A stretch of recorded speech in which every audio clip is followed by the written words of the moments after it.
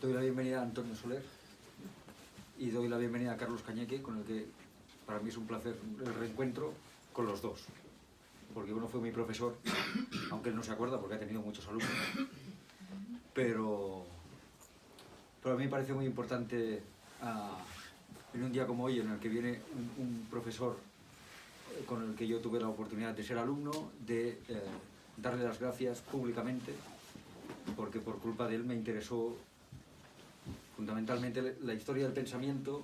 Él me daba una asignatura que a él le aburría, era instituciones jurídico-político contemporáneas, que el nombre ya se las trae, pero con que él admite que eso le aburría mucho porque le gustaba la historia del pensamiento, él no se acuerda, pero esa asignatura lo que hacía era colarnos las cosas de la historia del pensamiento que a él le gustaba. Y por tanto, Carlos, quiero darte las gracias públicamente como profesor, que yo creo que esto deberíamos hacerlo muchos de vez en cuando para recordarlo. Antonio no ha sido profesor mío. Si algún día fuera profesor mío, le pediría que fuera profesor mío de literatura, pero sobre todo que no me enseñara a escribir, porque ahora todo el mundo enseña a escribir y lo primero que yo creo que tendrían que hacer es enseñar a leer. Y yo aprendo mucho leyendo a Antonio. Él lo sabe, desde el primer día que vino a esta librería, es la segunda vez que viene, y estoy muy contento que venga a presentar su nueva novela, que es Sur, que aparte ya, permíteme decirlo así, yo creo que se ha desmelenado. Por tanto, os doy las gracias a los dos por estar aquí, muy sinceramente, pero como siempre hago, os doy las gracias a todos vosotros, porque si no estuvierais vosotros, pues Antonio, Carlos y yo estaríamos tomándonos una cerveza, ahora ya no en la Rambla porque ha empezado a hacer frío, pero en algún sitio cerrado, y estaríamos tomando una cerveza, hablando tranquilamente de muchas cosas. Por tanto, muchas gracias a vosotros por venir, por acompañarnos en este diálogo para presentar Sur, de Antonio Soler, publicado por Galaxia Gutenberg. Por tanto, gracias. Y son vuestros. Bueno, yo he preparado un esquema un poco profesional, pero que realmente agradecería que Antonio me corte cuando quiera, porque voy a hablar sobre todo de su obra y de su novela, de su última novela, que ya adelanto que me parece una auténtica obra maestra. Este tipo de actos son breves, normalmente. Tienen la función, pues, de que alguien presenta una novela, ¿no? Un libro, y que, bueno, pues trata de hablar del producto, ¿no? Del texto, y normalmente se habla bien. Yo no voy a hablar bien, porque bien me parece poco. Yo voy a hablar desde la conmoción, desde la fascinación, desde el deslumbramiento. Creo que es una auténtica obra maestra, ¿no? Como decía, este tipo de actos son breves, 10 minutos, ¿no? Y luego se da la palabra al autor y dice alguna cosa, pero me parece que hoy tenemos más tiempo, ¿no? Y podemos estar hablando, que a mí es lo que más me gusta en el mundo, filosofar sobre lo divino y lo humano, pero ya cuando se trata de literatura, cine, música, entonces ya soy el hombre más feliz del mundo. Entonces yo estaría, y lo digo en serio, estaría toda la noche, pero claro, entiendo que debemos estar con tiempo limitado, tenemos que hacer otras cosas, y yo os propongo que estemos por lo menos una hora entre Antonio y yo hablando, y bueno, creo que lo pasaremos todos muy bien, yo sobre todo. He empezado con mi hija y con una mujer que se llama Silvia Ardébol, mi cuarto libro de entrevistas. Tengo dos con mi mujer, con Maite Grau, uno sobre Berlanga y otro sobre Cioran. Yo hice otro sobre Borges. Filosofar me gusta tanto que también he hecho 3 películas y las 2 primeras también son entrevistas. Eso quiere decir que estoy en un contexto que me encanta, entrevistando, y he empezado un libro, como digo, con ellas, con la idea de elegir a una serie de escritores. Claro, tienen que estar vivos, para hacer esa entrevista tienen que estar vivos, ¿no? Mejor. Y circunscribiéndonos en cada uno de esos escritores a una sola novela. Entonces, el reto es, de alguna forma, habitar esa novela, meternos en esa novela. Además, somos 3 generaciones, porque yo tengo 61 años, mi hija 26 y la otra mujer que está en el proyecto tiene 40, con lo cual son 3 miradas, 3 generaciones, y yo creo que vamos a hacer un nuevo libro de entrevistas no periodísticas. Mi intención es hacer entrevistas en profundidad. A Berlanga le hicimos, por ejemplo, Maite y yo, la entrevista más larga que se hizo, 130 páginas hablando de cine, con el director de Bienvenido Mr. Marshall, de Plácido, del Verdugo, pero hablábamos también de cine, ¿no? Y en el de Borges, por ejemplo, pues también citábamos mucho, y es un poco la idea, ¿no? Meternos en ese contexto. Antes de entrar en Sur, en esta maravilla de novela, quería filosofar un poco también sobre la obra de Antonio en general. Y también es curioso porque en esta nueva novela yo salgo como personaje y muy brevemente, pero lo que se dice de mí es que estoy obsesionado por filosofar, o sea, por hablar. Y en otra novela que hizo sobre la guerra civil, yo era, me parece que coronel, y ahí salía más, era un personaje, y ayer me dijo que la van a reeditar y que me vas a ascender a ¿qué? ¿A capitán o a...? No, de coronel no te... Es una degradación. Bueno, entonces, es curioso que estemos aquí, ¿no? Tratando de hablar de un libro en el contexto en el que estamos, tan mediático, tan digital. Hace unos días leía en un artículo en el New York Times que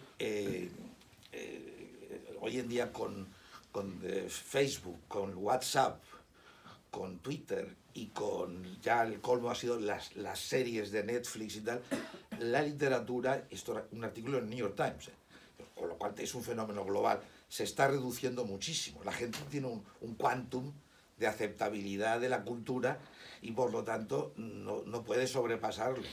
Y si una persona se engancha a una serie y a otra, la lectura va desapareciendo. Y más una lectura un poco selecta, una lectura tan excelente como la que nos ocupa hoy, ¿no? Entonces me siento un poco con vosotros. Podríamos ser vistos como una serie de locos que se han instalado aquí en las catacumbas para hablar de un objeto ya un poco anacrónico, un poco obsoleto, ¿no? que tiende en cierta medida a la desaparición, ¿no? Me he olvidado de agradecer a mi ex estudiante, y lo hago ahora, las palabras tan cariñosas. Aquí tengo casualmente a otro estudiante, o sea que uno, es verdad lo que decía, ¿no? Que los profesores vemos pasar muchas caras, siempre son gente de la misma edad, los que vamos envejeciendo somos nosotros, pero ellos siempre tienen 21 o 20, y bueno, pues, la verdad es que ha sido una pasión también para mí la docencia, y lo he pasado muy bien, y encontrarme con estudiantes que recuerden buenos momentos conmigo me gusta muchísimo. Me pregunto por qué leemos novelas. Parece que, sobre todo, es otro dato estadístico, yo soy también sociólogo y politólogo. Parece que sobre todo leéis las mujeres, en un 90% las mujeres sois las que leéis las entrevistas. Yo diría que en principio las personas normalmente leen novelas por entretenimiento. Pero claro, yo creo que en el caso de una novela como Sur y en el caso de un autor como Antonio Soler, yo creo que el entretenimiento es insuficiente como palabra. Borges decía que él era un lector hedónico, un lector que leía por placer, porque lo consideraba un arte. Entonces, claro, si pensamos en las posibilidades de una novela, crear un mundo, unos personajes, con palabras, ¿no? Es una maravilla, potencialmente es una maravilla. Es como un escritor puede llegar a ser casi una especie de demiurgo, un dios que recrea, que se inventa una realidad. Y unos se la inventan de una forma, otros de otra. Yo no soy un profesor de literatura, pero de alguna forma he estado muy relacionado con la literatura. He publicado 4 novelas, la última no la he conseguido publicar, con lo cual no soy profesor de literatura y tampoco me considero un escritor, porque he escrito durante muy poco tiempo en mi vida. Luego también me he dedicado a hacer películas de cine posteriormente. Y por lo tanto yo me considero más un aficionado a la literatura, me encuentro más cómodo en ese estatus, ¿no?, más modesto del aficionado. Para los que no conozcáis a Soler, yo creo que es un autor extraordinariamente importante, es muy prolífico, él escribe desde que se levanta a las 9 y está cada día escribiendo, y viene a hacer una novela cada 2 años, un promedio, desde la primera novela, que ya me parece una maravilla, era una novela breve que se llamaba La noche, hasta Sur. Yo lo he leído todo. También ha ganado todos los premios, tiene un estilo muy personal, absolutamente fiel, desde lo primero que escribió, a un estilo muy potente. Luego hablaremos un poco de las influencias y tal. Yo creo que utiliza siempre un lenguaje que está muy cerca del lenguaje poético. No es un poeta, tampoco es, creo, un lector especialmente interesado por la poesía, pero yo, por ejemplo, Caballero Bonal, nuestro premio Cervantes, que es sobre todo un poeta, también hizo prosa, pero llegó a decir que Antonio Soler le parecía el mejor escritor de nuestra generación, y yo no me atrevo a decir esto porque no conozco a todos, entonces no lo sé, pero bueno, me parece interesante que un poeta, un premio Cervantes, diga esto de Antonio Soler. Antonio, además de escribir novelas cada 2 años, es también guionista, es guionista de televisión, hizo algunos guiones de documentales y tal, pero luego le hizo el guión sobre una novela suya a Antonio Banderas, y Antonio Banderas hizo esa película con su guión, no participó en el guión, incluso después le pidió un guión sobre Boabdil, y pilló un jet, la estrella de Hollywood, y se fueron los 2 Antonios a ver a un jeque árabe en un país árabe.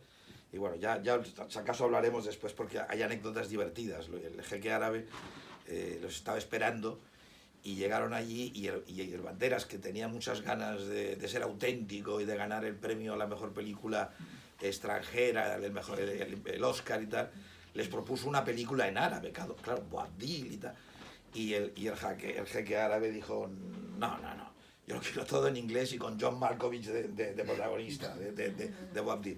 Bueno, son pequeñas anécdotas que se resumen en que sobre todo es un escritor de primer tamaño, y por lo tanto, además es un autor muy traducido, o sea, casi toda su obra se traduce a muchos idiomas. Yo me acuerdo, no sé qué novela era concretamente, pero la última vez que estuve en Málaga me enseñaste una de tus novelas traducida al taiwanés. Coreano. Al coreano. Vale, pues el taiwanés sería el chino, claro. Pum. Bueno, ¿qué son los gustos literarios? ¿Cuáles son los criterios? Decimos que podemos leer un texto no como un entretenimiento, sino como algo más. Como algo más, que quiere decir con una sensibilidad distinta, con una perspectiva distinta. Yo me acuerdo que en esto de los criterios y de los mejores, los peores, los cánones de Harold Bloom y tal, me acuerdo una vez que en Málaga, en una de estas reuniones que creo que organizaba María del Mar, la mujer de Antonio,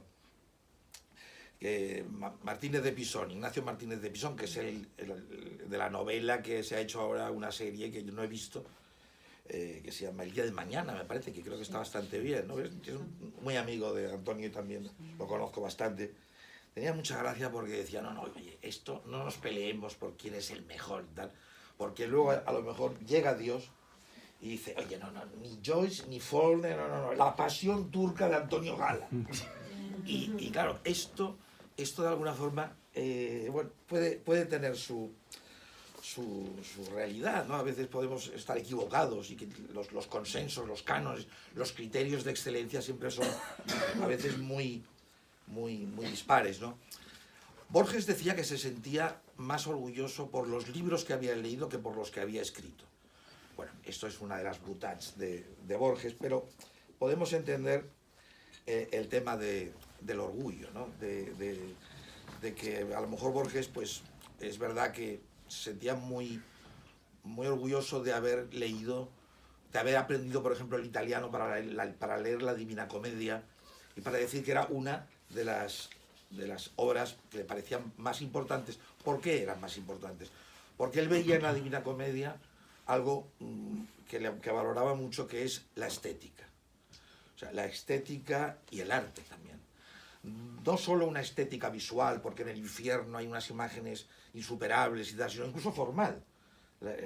Poesía, etc.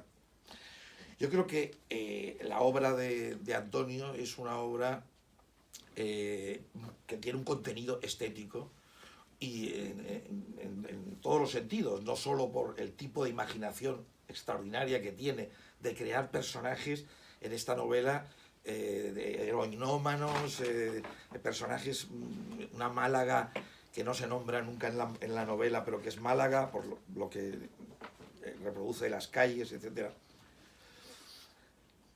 Pero ¿qué es una novela excelente? ¿Qué es una novela ambiciosa? ¿Y qué es una novela moderna? Porque claro, estamos hablando de cánones y hablar de Dante o de Virgilio, de Homero o de Cervantes es muy fácil, porque quiero decir, ahí no te vas a equivocar, está todo muy codificado. Pero claro, cuando llegas al siglo XX, las elecciones son mucho más complicadas, porque los académicos tratan de ensalzar o de poner unos autores dentro de la excelencia, pero los criterios no son objetivos. Ni siquiera un premio como el premio Nobel ya es una garantía de nada. Yo me fío mucho más de una novela que me aconseje mi amigo Antonio que el último premio Nobel, ¿no? Que Bob Dylan, ¿no? Bueno, el asunto es, incluso no solo últimamente, no es una degeneración de los últimos años. En 1904 le dieron el premio Nobel a un español que se llamaba Echegaray. ¿Quién coño se acuerda hoy de Echegaray? No es un autor importante, ¿no? O sea, los criterios de valoración, de canon y tal, con la gente nueva son siempre muy problemáticos, ¿no?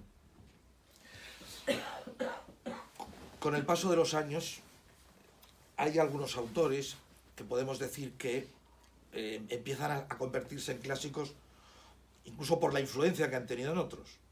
Por ejemplo, Joyce es un autor que la influencia que ha tenido en autores como Faulkner, como Doblin, como Virginia Woolf o como Onetti en castellano, pues yo creo que lo ensalza, ¿no? Le da una potencia al propio Joyce. Por supuesto que Joyce descubre un mundo con Ulises que afecta a todos los autores posteriores y sobre todo a autores como Antonio Soler, que yo creo que ha bebido mucho de eso.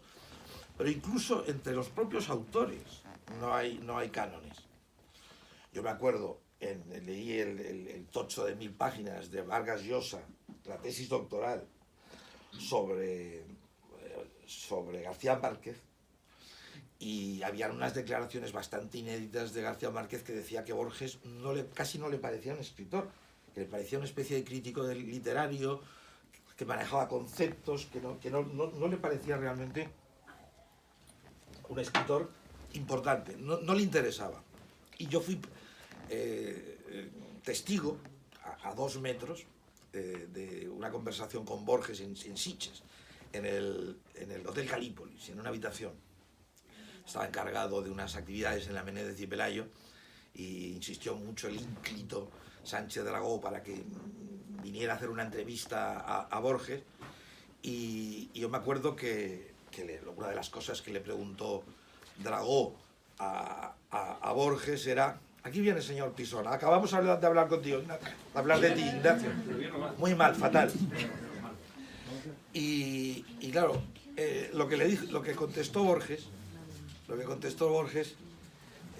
dijo: tal vez solo me gustan los 50 primeros años, porque creo que la cosa después se derrumba. O sea, ni García Márquez reconocía a Borges, ni Borges reconocía a García Márquez.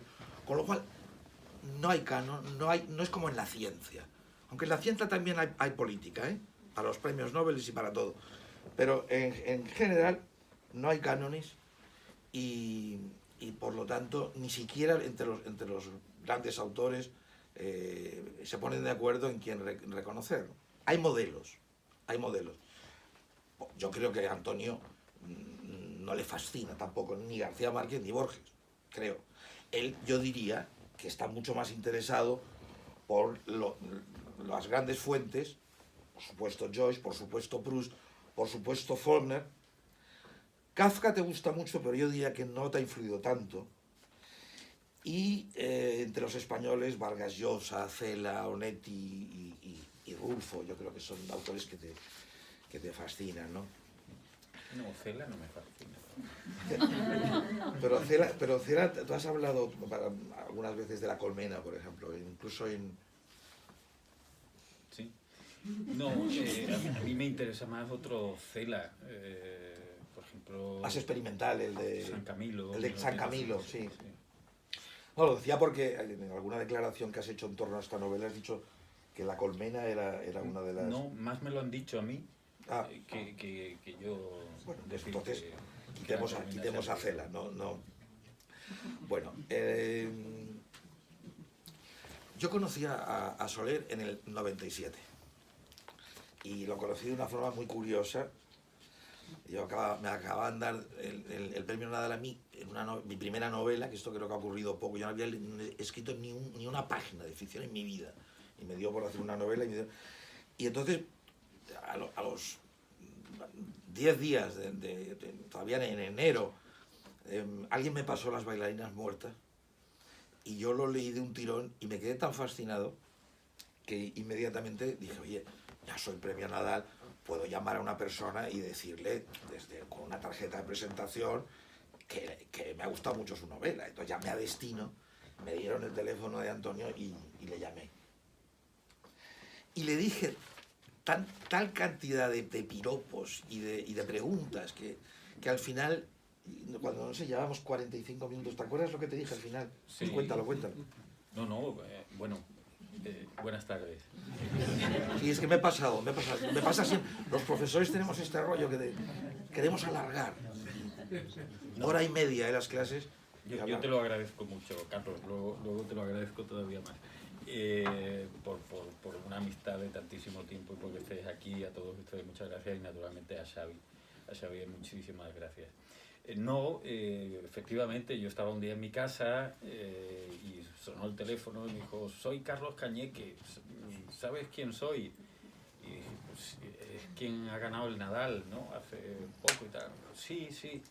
Y efectivamente me empezó a decir que había leído Las bailarinas muertas, que le encantaba, que no sé qué, tal, todo muy hiperbólico, todo magnífico. Me dijo: ¿y tú no vienes por Cataluña? Le dije: sí, con bastante frecuencia y tal. ¿Y conoces Cadaqués? No he estado nunca. ¿Y por qué no vienes a Cadaqués? Yo vivo en Cadaqués y no sé cuánto y tal. Y dije: bueno, pues ya iré. No, pero ¿por qué no vienes? La semana que viene. Sí, todo así, muy exagerado. Y dije: bueno, pues vale. 3 días después, otra vez el teléfono: soy Carlos Cañeque. ¿No te gustaría venir a Cadaqués? Sí, pero ahora mismo no voy. A los pocos días recibí una carta y dentro había postales de Cadaqués.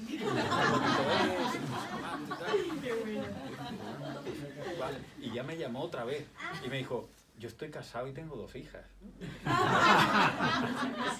Sí, porque pensé que me podía tomar por un loco o por un tío que se había enamorado de él en un sentido sexual, que pensaba, este tío es un homosexual, ya, no pasa nada, pero lo aclaré y dije, no, yo estoy aquí viviendo, soy un profesor respetado. No, y al poco tiempo pues fui invitado a Tarragona y o te enteraste o yo te lo dije y tal, y me dijo, hombre, ya que estás en Tarragona, vente a Figueras, allí te recojo y tal.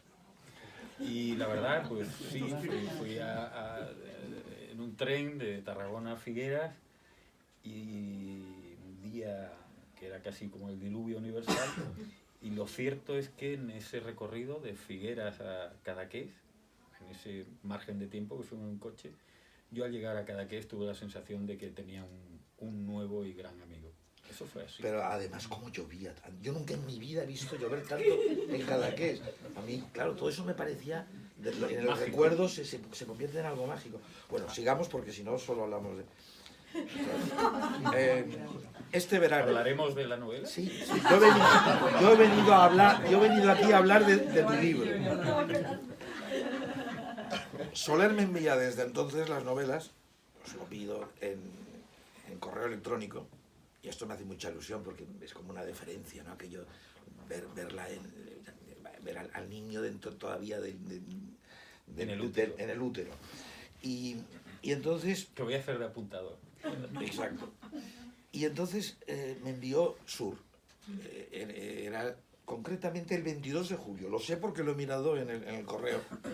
Era en plena ola de calor de julio de este verano, que era impresionante. Estaba en Cadaqués. Y claro, el calor, que es muy importante en Sur, ya hablaremos. Yo no sé lo que es el terral. No sé si... Aquí hay varias malagueños. Ayer me lo explicaron un poco, Antonio también me lo ha explicado. Creo que es un viento prácticamente de sauna, o sea, que la gente cierra, aunque no tenga aire acondicionado, cierra las ventanas y tal. Y claro, estábamos en Cadaqués, yo no tengo aire acondicionado, siempre he confiado en la brisa y tal, pero ni brisa ni nada, hacía un calor de narices. Y entonces me puse a leer, y claro, a las 60 páginas, un día ya llegaba la hora de comer, siempre me tomo un vinito, y con el calor y tal, y de repente ya pensé, hostia, que estas 60 páginas, llego allí abajo, veo a mis hijas, a Maite, a mi mujer, y digo, el Soler ha hecho la Tour Eiffel. Y claro, mis hijas mirándome, pues ya me conocen, payasos, no entendieron nada y tal, pero claro, al cabo de 20 minutos vuelvo a bajar y digo, el Soler ha construido el Taj Mahal. Y claro, ya un poco, ya cada vez con más vino, claro, también. Cada vez con más calor. Y encima sin comer. Y bueno, al final ya incluso fantaseé con salir a la playa con un megáfono. ¡Compren el Taj Mahal por 22 euros! Y tal. Pero menos mal que no lo hice. Pero lo podemos intentar el próximo verano. Bueno, vamos a Sur. Los preámbulos, los profesores, tendemos a hacerlos excesivos. Bueno, como dice la contraportada muy bien de Sur, hay unas novelas que inevitablemente tenemos que, por lo menos, recordar o relacionar. Una de ellas es, el Ulises, porque el Ulises lleva 24 horas en concluir el tiempo de la novela, y la de Antonio son 18 horas, más o menos, no con una precisión total, pero la novela empieza en el amanecer de un día, creo que es el 6 de agosto o por ahí, y la novela empieza con un tipo que está en el suelo, puede estar muerto, no se sabe, lleno de unas hormigas argentinas rojas que creo que son muy carnívoras, o sea. Y eso de las hormigas, ¿te lo has inventado o es en Málaga y este tipo de...? No, ahora la hay por todo el mundo. Son unas hormigas que han invadido el planeta entero y que además acaban con las otras especies de hormigas. Bueno, pues por tanto, Ulises de Joyce, 24 horas, en este caso 18. Es una referencia. Mrs. Dalloway de Virginia Woolf también, pues transcurre más o menos en un día. Esto en cuanto al tiempo. Pero luego, en cuanto al espacio, también hay novelas, y está muy bien, yo creo que remarcado en la contraportada, como Berlín Alexanderplatz, de Dublin, que está dentro de la ciudad de Berlín, o Manhattan Transfer de John Dos Passos, que también más o menos tiene un poco algo que ver con Sur, ¿no?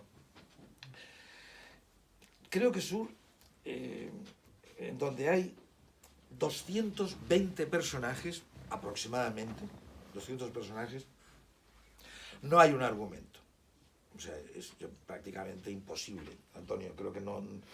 No, yo diría que hay muchos argumentos, pero claro, es que claro. con 220 personajes es una pasada, es llevar eso y más o menos darles un sentido, ¿no? Es muy difícil, ¿no?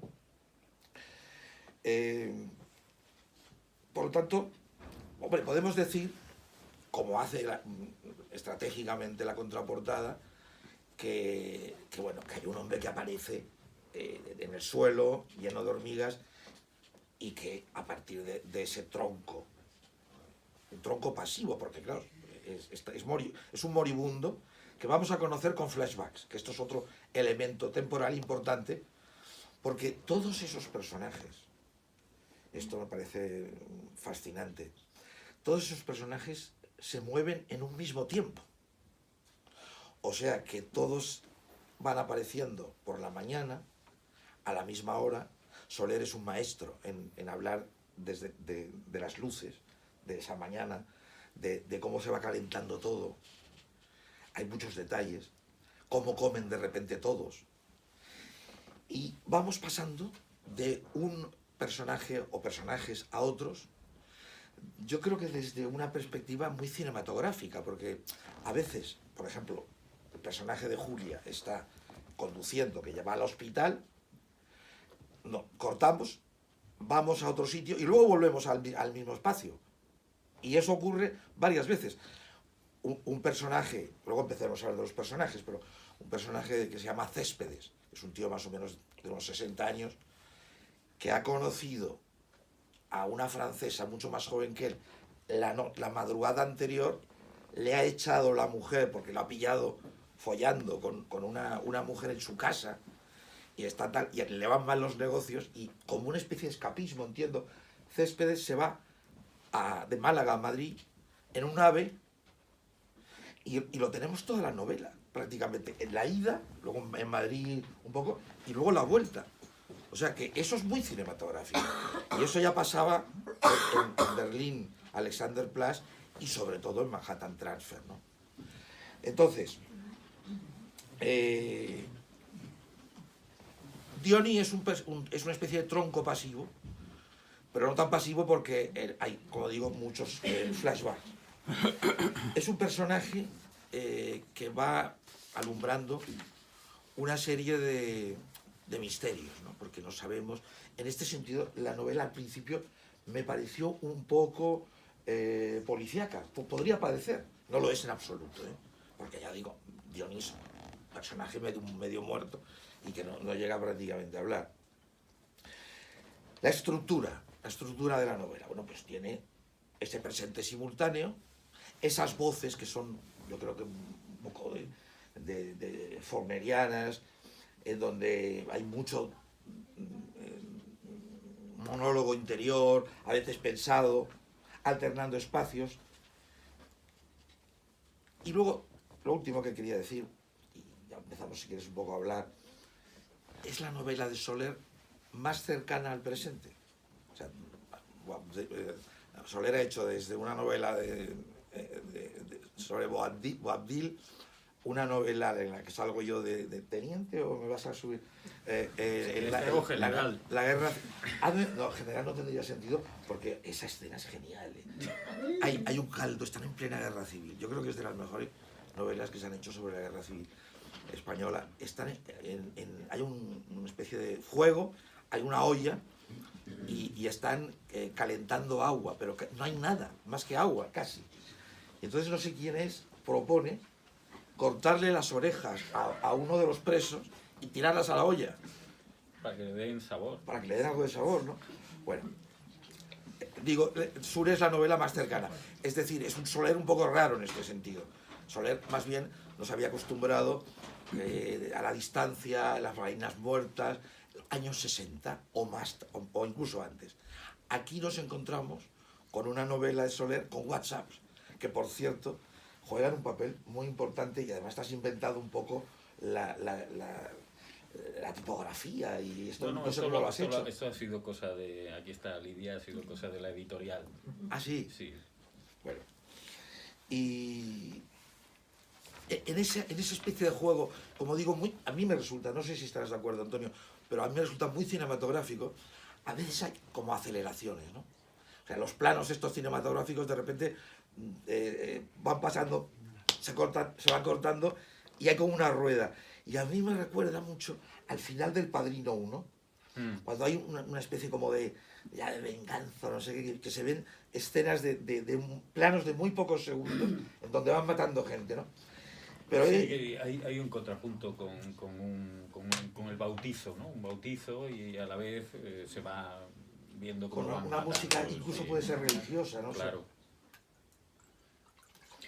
Bueno, oye, yo ya he soltado un poco más o menos mi rollo, tengo mucho más rollo, ¿eh? Pero yo creo que ya podemos hablar un poco, si quieres, de los personajes.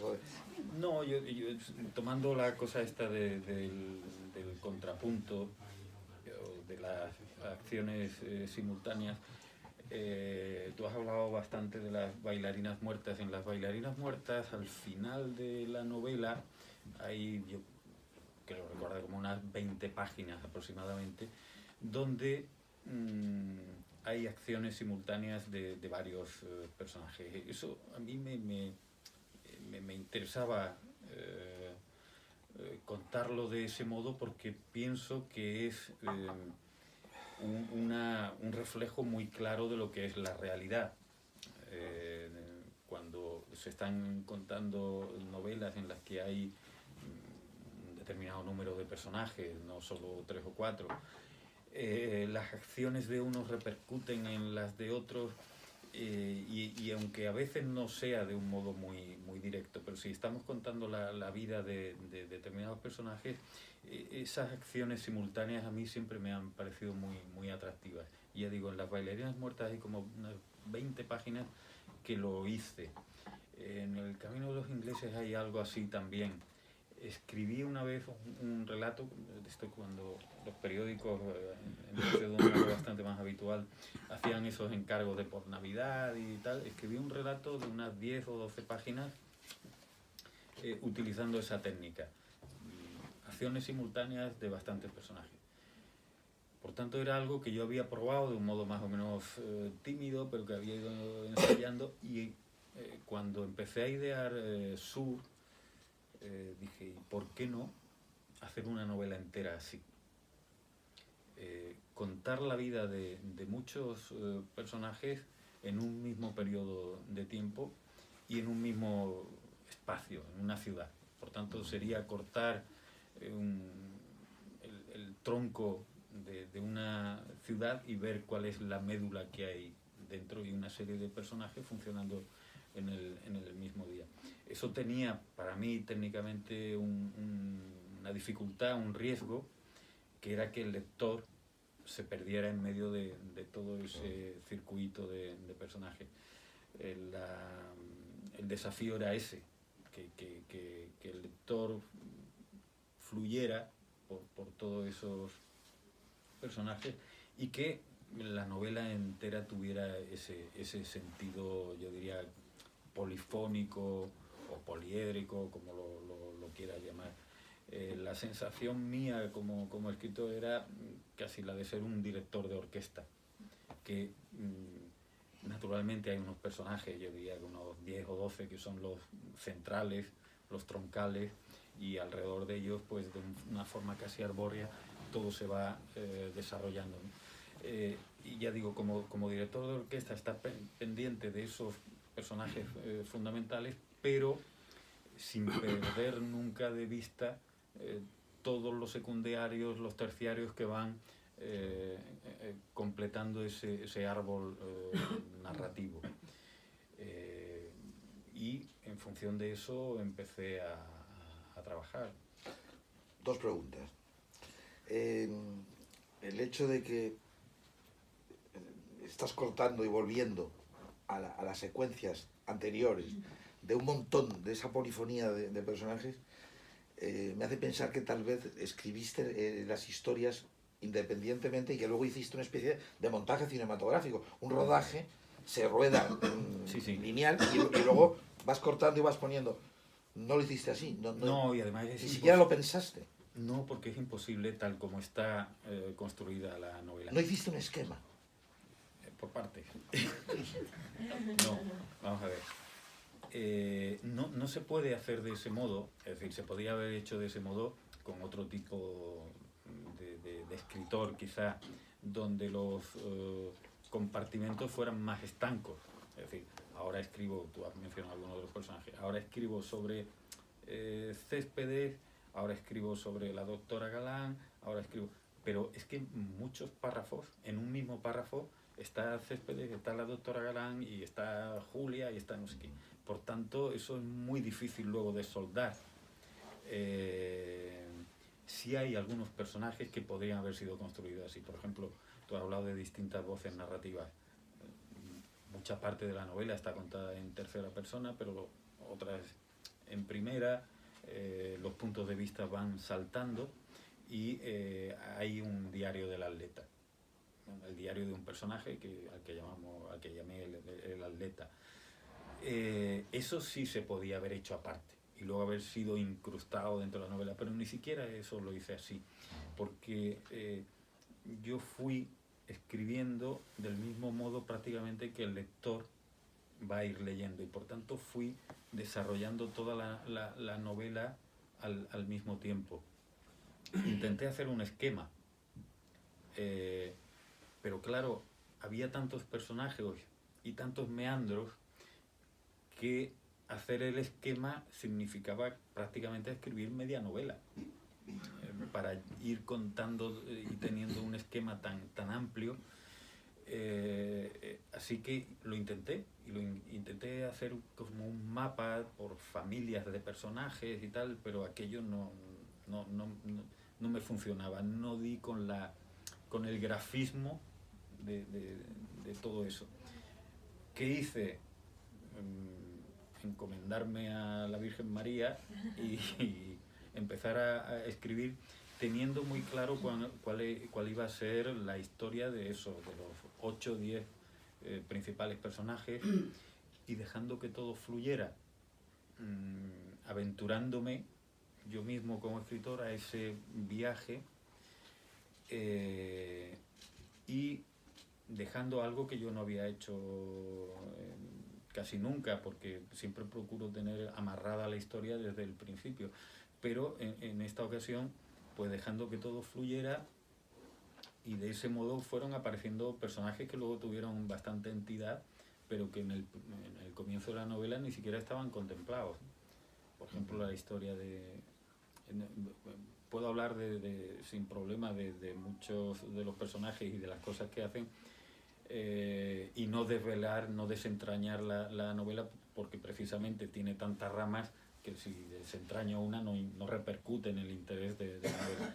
Pero el personaje de la penca, por ejemplo, sí, que luego tiene bastante significado con la historia de su hermano y su padre y tal. Las tijeras.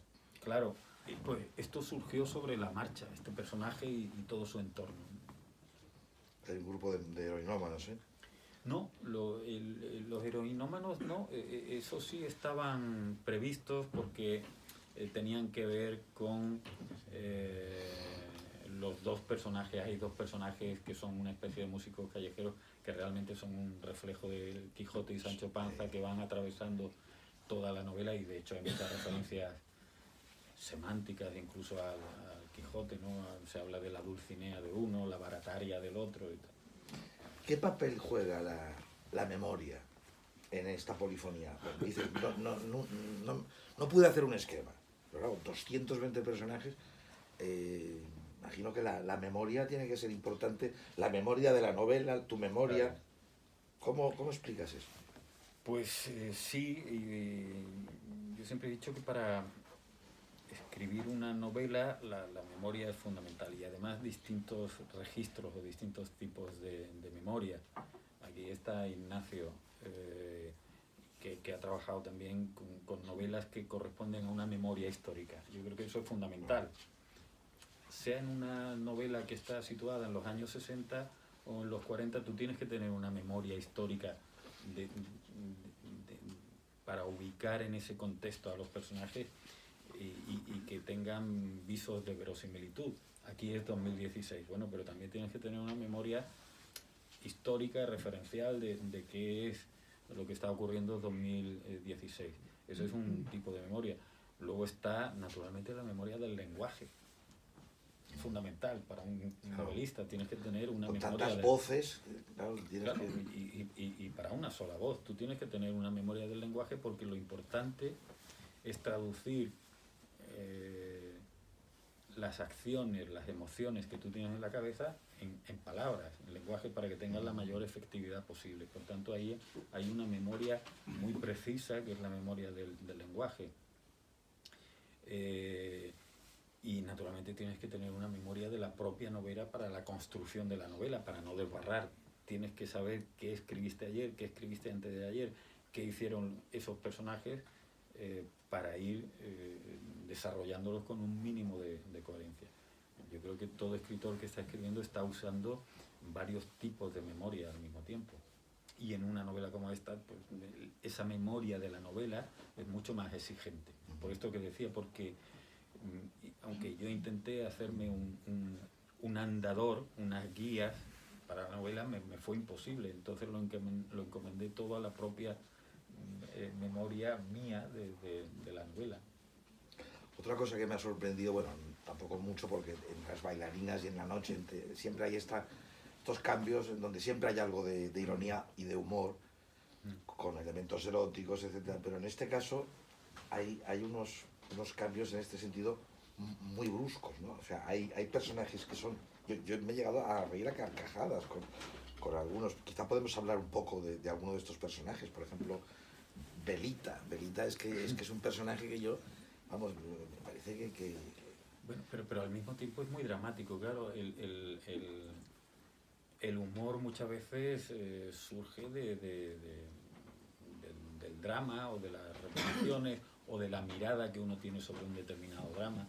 El personaje de Belita, que es una pobre enferma mental, puede resultar cómico, pero para su marido era un personaje muy dramático, con todo lo que... Es una mujer que de repente le pilla al marido todo el dinero que tiene, no sé si son, parece que 2.000 o 3.000 euros. El dinero que tiene en la casa, sí.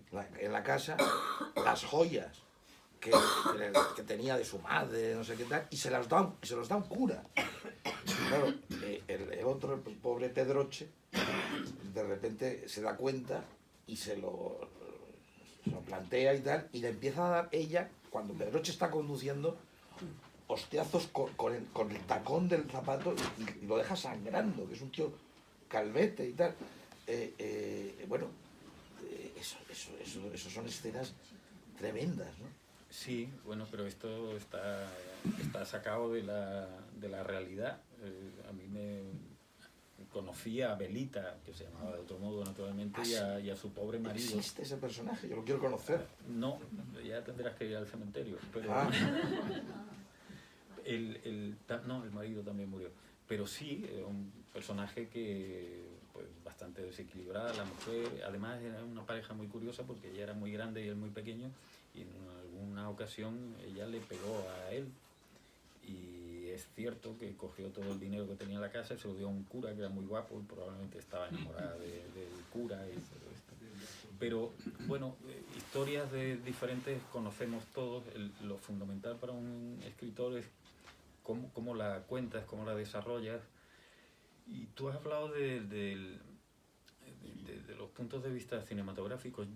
Yo no lo he tenido en absoluto en la cabeza, la cuestión cinematográfica, en ningún momento, ni los resortes narrativos que yo he empleado creo que tengan una base cinematográfica, aunque también pueda haber una traducción en ese sentido. Tú sabes que se ha hablado mucho de la influencia del cine en Dos Pasos, el Manhattan Sí. Transfer, y en Berlín Alexanderplatz de Dublín.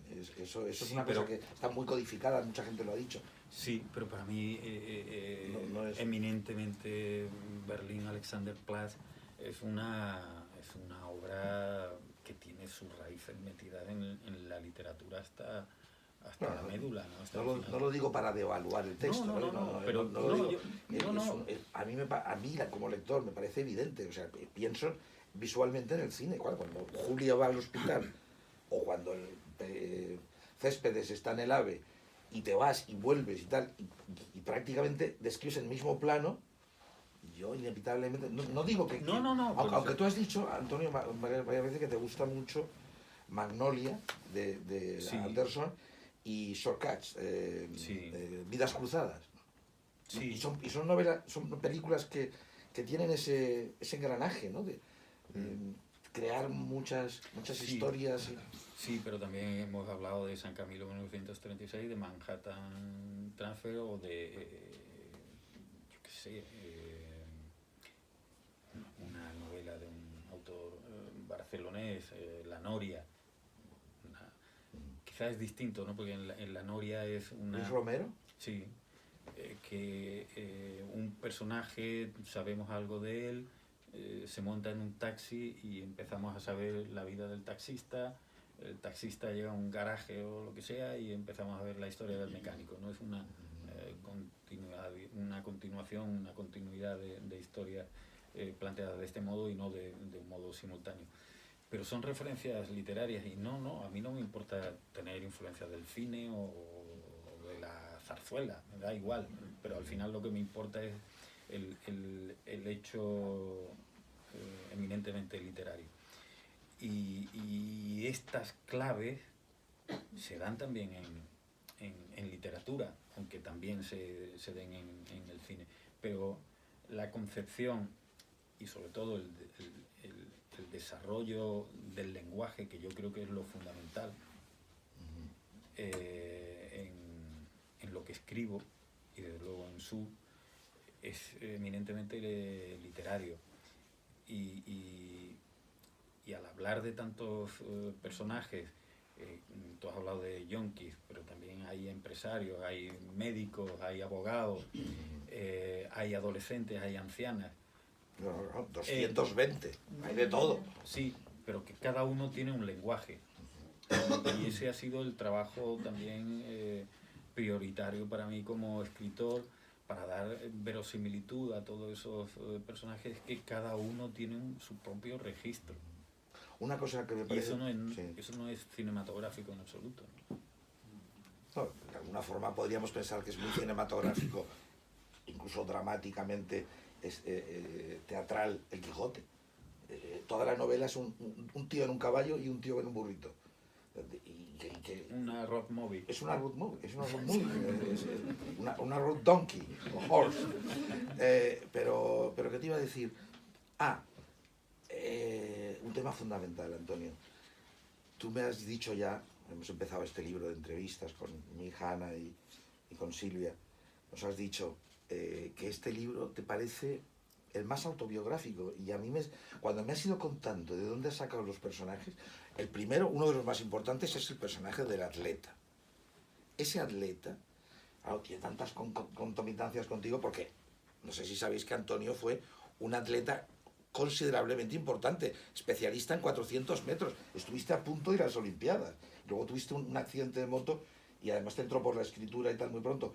Pero ese personaje es quizá el más autobiográfico de toda tu obra. Y luego muchos elementos los has sacado de la realidad. En lo del AVE, de Céspedes y la francesa joven, y me impresionó que dijiste, no, es que yo un día iba de Málaga a Madrid y había un tío de unos 60 años con unas bermudas, unas chanclas, borracho, y con una francesa y coqueteando y tal. Y me dijiste, ¿de dónde vienen estos tíos y a dónde van? ¿No? Sí, porque iban sin equipaje y tal. No, yo lo he dicho un poco irónicamente, que es mi novela más autobiográfica. ¿Por qué? Bueno, el atleta tiene algo de mí cuando tenía 20 y tantos años y tal. naturalmente todo está manipulado porque estoy escribiendo una novela. Incluso el diario, que lo has pillado de la época, está escrito más o menos en esa época. Hay fragmentos que estaban escritos en esa época y que yo he recuperado, eran folios que tenían a veces con la letra de bolígrafo, por algunas partes ya le habría caído agua o lo que sea, con la letra muy diluida, muy borrosa y tal. Y que reflejan un poco las inseguridades también que tú tenías, porque este hombre nunca se quiere dedicar a la literatura, o sea, está haciendo un diario, pero no dice que va a hacer nunca una novela. No se atreve a decirlo. No se atreve a decirlo. Y incluso te acuerdas que planteamos que habían como dos lenguajes. El claro. Diario este, que es brillantísimo, literariamente tiene una potencia enorme, y luego él, pues, cómo actúa y tal. Y me pareció muy interesante lo que nos contaste, ¿no? Que claro, que tú tenías dos códigos. El código de tus amigos, que no había ni uno que ni siquiera leyera. Claro. Y el código tuyo interior, que tú te ibas a tu casa y te ponías a leer. Y ahí empezaba el escritor. Sí, pero esto ocurre yo creo que a todas las personas que se desarrollan en un medio social y empiezan a contactar con otros y vas atravesando distintas capas. Y lo decía Albert Camus en El tercer hombre, cuando empieza a hablar de sus orígenes muy humildes, y dice, ya se veía ahí cuando empieza a ir al liceo y empieza a contactar con gente de otro medio social, decía, ya se veía ahí la habilidad, la adaptabilidad de este chico, hablando del mismo, para hablar distintas lenguas. La lengua que usaba en el barrio con la gente humilde, en su calle y tal, la que empezaba a usar con los amigos de la burguesía, con esas familias que ya tenían otros códigos, otra lengua, y luego en París y con Gallimard y todo esto fue aprendiendo distintas lenguas. Al atleta le ocurre exactamente lo mismo. Pero siguiendo con lo que decía antes de la posible ironía de mi novela más autobiográfica, es que muchos de los personajes, y también lo decía en una entrevista, que no pensaran que me había criado en un manicomio, porque es que muchos de esos personajes, probablemente los más disparatados, realmente sí, hay gente que he conocido. Te has hablado de Belita, pero yo conocía a Ismael, a ese tipo violento que sale a la calle. Que se enamora de la giganta. Sí, también la conocí. Menudo personaje. Y su madre y toda la familia de Rafi Villaplana, toda esta gente la he conocido y la he tratado. Este Ismael... Como lean la novela. Esta gente no lee.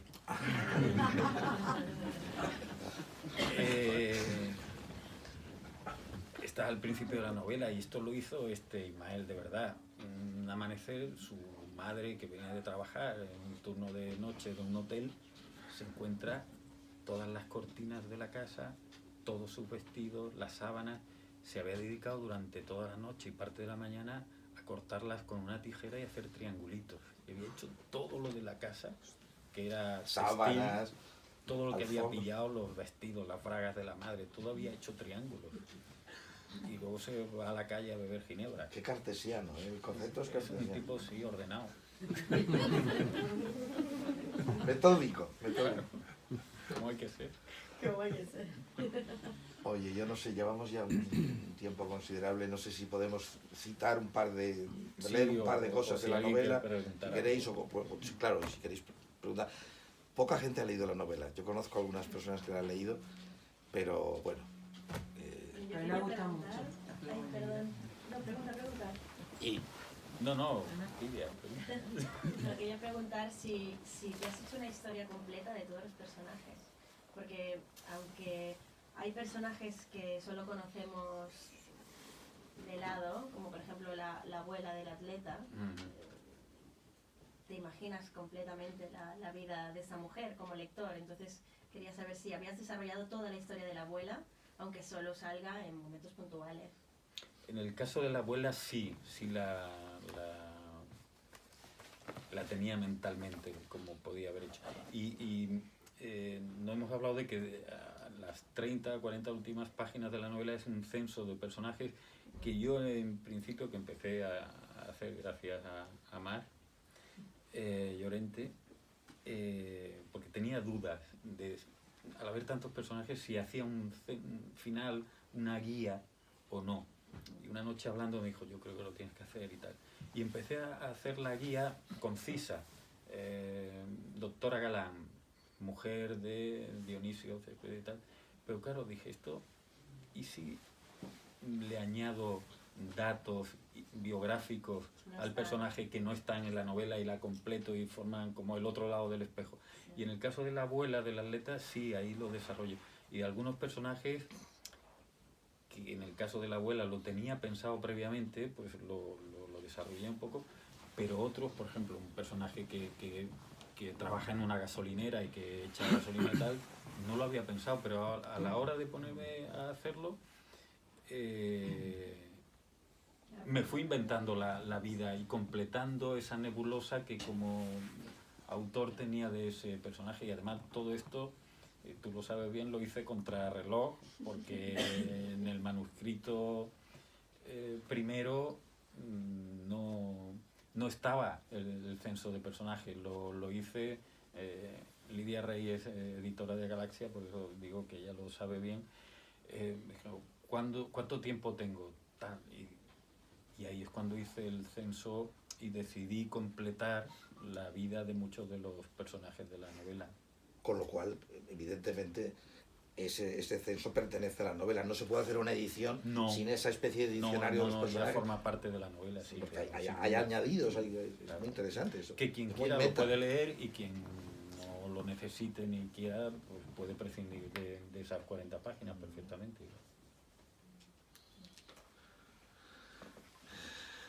Mar Llorente es de las pocas personas que ha leído la novela. Pues a mí me gusta Interpelada. muchísimo, pero lo que menos me ha gustado de la novela es que se acaba. Se acaba y te quedas con unas ganas de saber más de esa vida, de todo eso. Puedo hacer otra que sea en Navidad. Todos estos personajes en Navidad. ¿Cómo viven la Navidad todo Pues eso? estaría muy bien. Otras 18 horas en Nochebuena. Agradeceríamos los lectores que siguiéramos. En mi caso, que la estoy leyendo por segunda vez, la segunda lectura la estoy disfrutando mucho más que la primera. Lo coincido porque yo también lo he hecho. Yo la he leído 2 veces. Seguidas, no lo he hecho nunca. La segunda.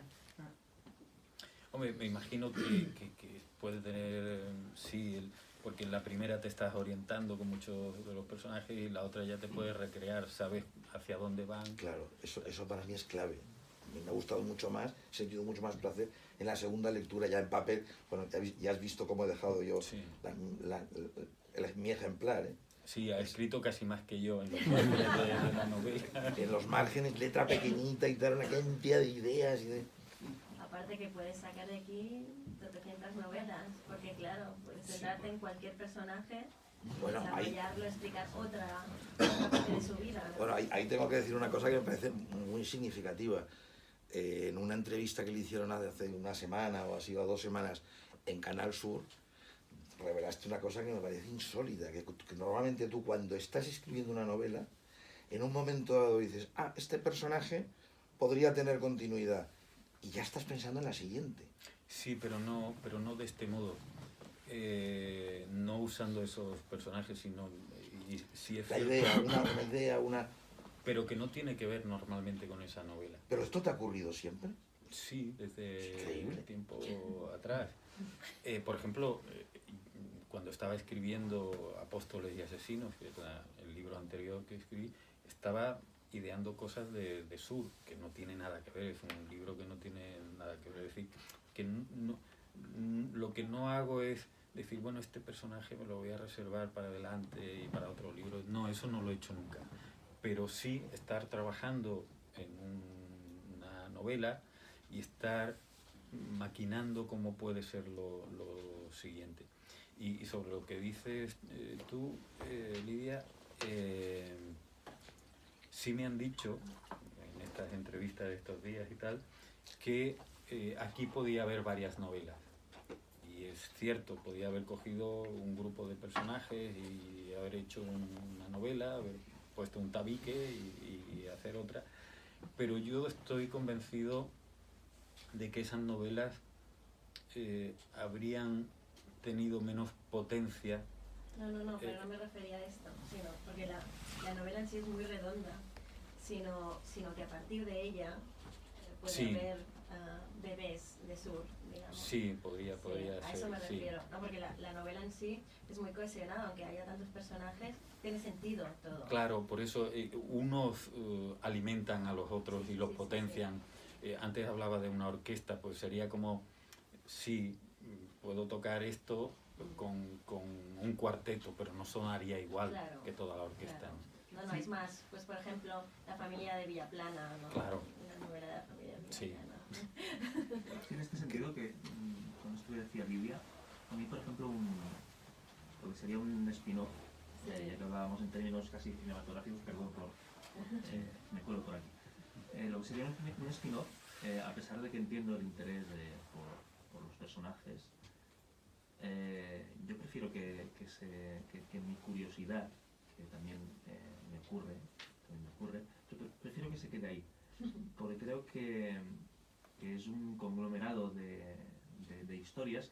Hablabais sobre, yo creo que es absolutamente literaria, estoy totalmente de acuerdo contigo y que es muy un hecho literario, es una obra muy, vamos, realmente de autor. Si tuviera que, simplemente por sinonimia, irme a otro registro, me recuerda mucho a Erik Satie, a las escalas en las que no hay notas tónicas, nada suena más que. Y a mí es algo que me ha, dentro de los episodios, que hay algunos más o menos cómodos, incómodos, etc. Pero ese conglomerado en el que ninguna nota destaca más allá de las otras, esa novela atonal, a ver, me parece de un resultado espectacular. Y por eso el tema de los spin-off, yo me quedaría con ese conglomerado que al final es una suma, es una sinergia de voces que hablan de algo que al final es de un espacio, de una ciudad, y que el espacio lo hacen esas voces. Yo veo más el jazz, los solos, las improvisaciones de jazz, te lo he dicho muchas veces, en algunas frases, ¿no? Pues muy largas, que te sorprenden, más que satismo lo veo muy estructurado, muy sencillo, magnífico, pero yo veo más el solo de trompeta, no sé. Yo creo que podéis tener razón los dos, vamos a ver, porque está lo que tú dices, muy diferentes tonalidades y tal, pero yo creo que luego hay una especie de barniz por encima que lo unifica todo y que le da cierta coherencia, por lo menos es lo que yo traté de hacer, ¿no? Y sobre lo fundamental que creo yo que trata la novela, se ha hablado aquí de referencias, una que yo siempre he tenido en la cabeza, pero no al escribir esta novela, sino siempre, ha sido El diablo cojuelo, que es, bueno, pues, levantar los tejados de una ciudad y ver realmente quiénes son los otros, que con la cita de Octavio Paz del principio, más o menos lo desvela, ¿no? Habla de la ciudad, de qué significa una ciudad contemporánea, con restaurantes, cines, tranvías y tal. Bueno, pero realmente, ¿cuál es la esencia de todo esto? 2 puntos, los otros. Y es lo que yo he intentado hacer. Gente que aparentemente es normal, anodina, que tiene vidas en principio no novelescas, pero que llevan encima cada uno de ellos una novela, porque yo estoy convencido de que cada uno de nosotros lleva encima una novela, y que la novela contemporánea, después de Joyce, de Kafka o de Proust, es la del hombre de la calle. La otra novela ya es casi la del 19, ¿no?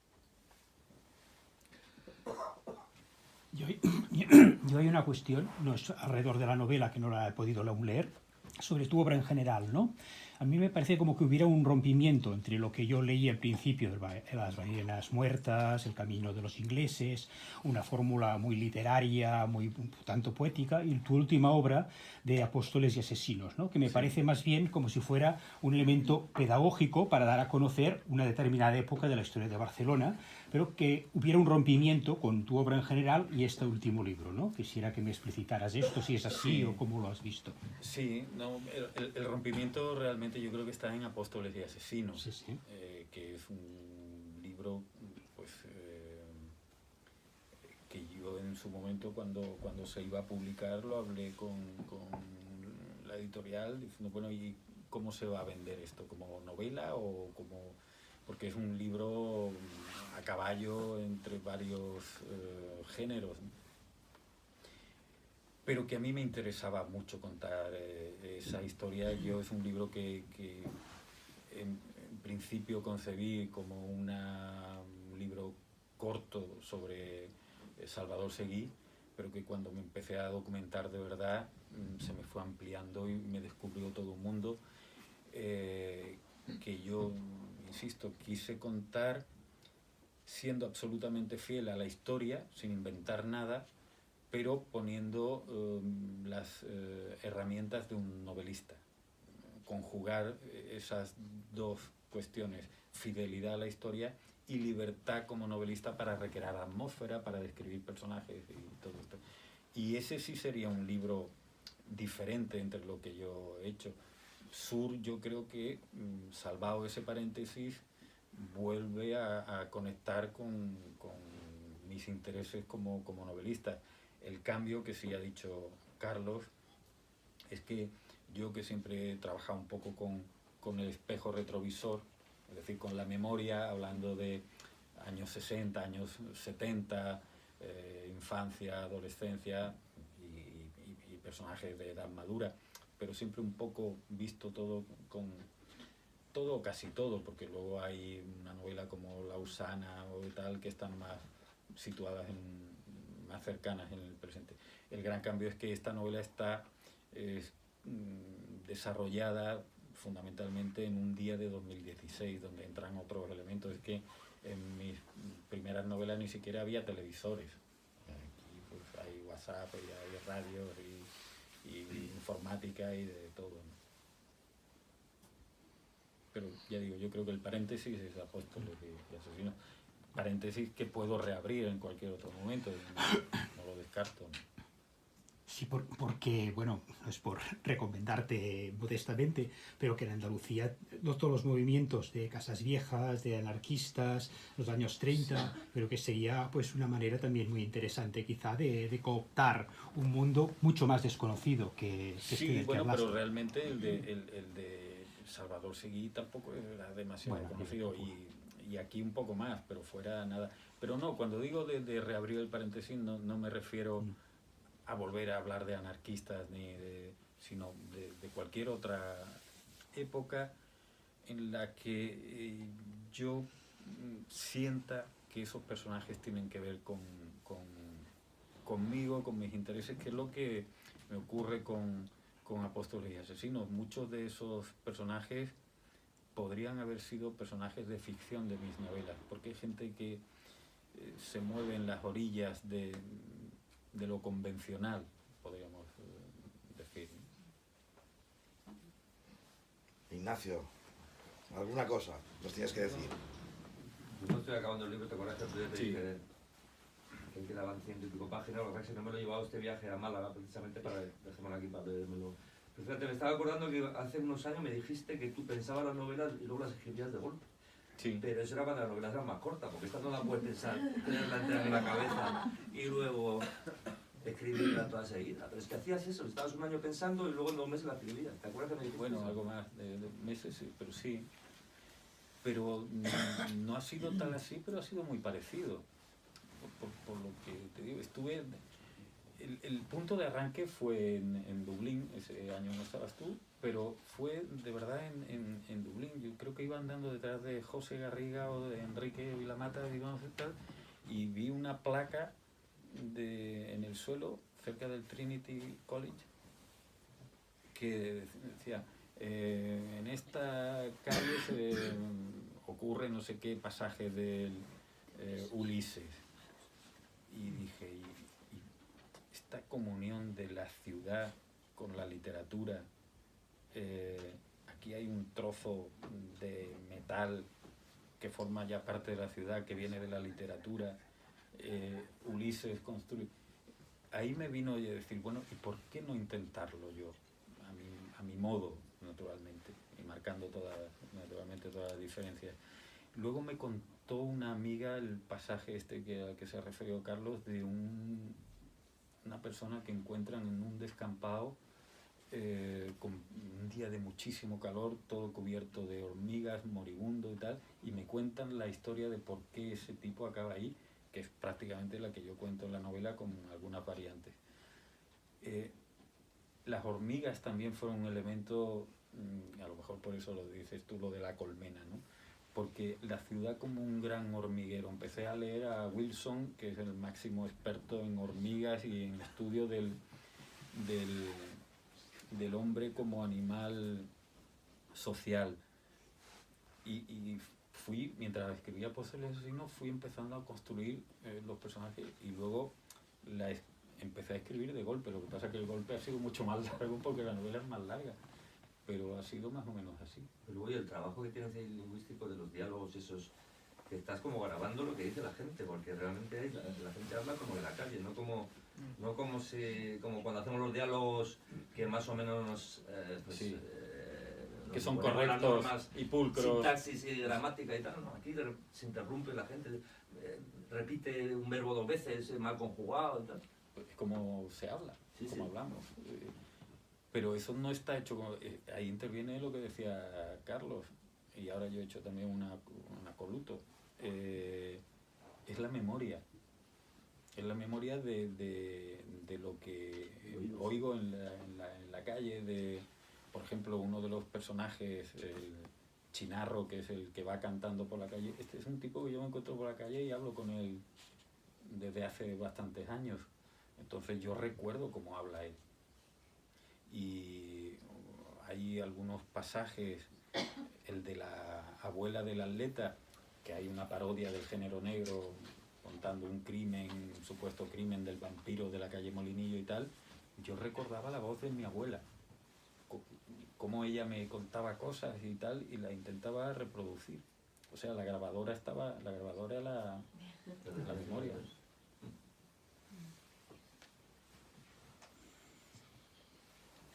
¿Acabamos? Acabamos. ¿Quieres leer alguna cita o...?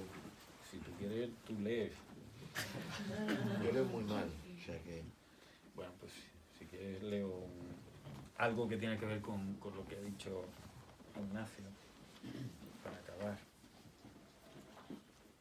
Estos son dos de los personajes de los que hablaba antes, el Quijote y Sancho de la novela, un guitarrista y un vocalista, un cantante que van intentando ganarse la vida cantando por la calle en un día de un calor terrible. Y en casi a mediodía, cuando hace casi más calor, uno de ellos ve una mesilla de noche y empieza a lucubrar sobre cuántas mesillas de noche tiene que haber en el mundo. Uno de ellos es un yonki, el otro ya ha dejado eso y dice que ya casi ni necesita metadona. Pero van los dos por ahí y uno le pregunta al otro, ¿cuántas personas hay? ¿Tú lo sabes, Ray? Empieza a aburrirse Raimundo. ¿Cuántas personas hay dónde? En el mundo, en todo el mundo. Yo qué sé, a mí qué me cuentas. Pero tú muchas veces dices esas cosas y lo que ganan los ministros y todo el rollo. ¿Cuántos millones?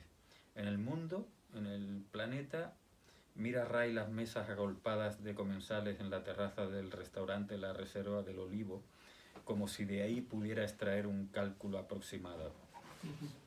50.000 millones o más con los chinos. Chinarro intenta asimilar el guarismo, hace un arqueo aproximado, da por buena la cifra. Pues pon que por lo menos la mitad tenga una mesilla de noche. Qué coñazo, vaya, venga ya, coño. Voy y le pego una patada a la puta mesilla y la mando a tomar por culo. Es un diálogo, es por ver lo que te estaba diciendo. Mira, pon que haya 20.000 millones de mesillas de noche y después el año que viene un montón de gente se cansa y se compra otra y el otro año más. Eso fuera parte de los que se hacen mayores y se compran un piso y le ponen mesillas y tenedores. Todo el mundo tiene por lo menos 6 o 10 tenedores en su casa. Y la pasta de los dientes, 50.000 millones de tubos. Y el mes que viene otros 50.000 millones. Y los viejos no tienen dientes. Digo los tubos viejos, los gastados. Luego se quedan en el mundo como todas las cosas. Se queda pensativo Chinarro, con la cara contraída, paralizada en una especie de sonrisa desencajada. Cualquiera sabe. Por no saber, no sabe ni dónde están los huesos de su madre. Recibió una carta, cuando todavía iba a casa de su prima, la sorda, a que le diera de comer caliente 1 o 2 veces al mes. Una carta del cementerio diciendo que si no pagaba no sé cuánto, sacaban a su madre del nicho y la llevaban a no sé dónde. Mezclada con otros huesos, imaginaba Chinarro, con más gente. Se llevó la carta, la tuvo muchos meses, varios años, metida en el bolsillo de la cazadora de antes, luego en una bolsa de plástico en la mochila, la letra ya casi descolorida, el papel arrugado. No la volvió a leer, pero de vez en cuando la miraba, como si fuese una foto de su madre, lo único que le quedaba de ella. Tocamos ahí, vamos a la Cosmopolita y trempamos. Bueno, ahí el camarero, está el camarero, ese carapapa, ese nos larga rápido, Ray. Tú tira y no te alargues. Bueno, a luego podemos papear algo, ¿no, Ray? Tengo gasusa. Tú eres el marqués de la Confederación. Empieza. Acabamos pronto y pasamos por las papas del museo. ¿Otra vez papas, Ray? No. Si quieres vamos al restaurante del Conde de Montecristo. Una hamburguesa, ¿no, Ray? Por lo menos una hamburguesa. Venga ya, vamos. Dejan el amparo de la marquesina. Se meten de lleno en el sol. El suelo recalienta de inmediato la suela de las sandalias de Chinarro. Ray, ¿tú sabes que fue una monja quien inventó el alambre de púas?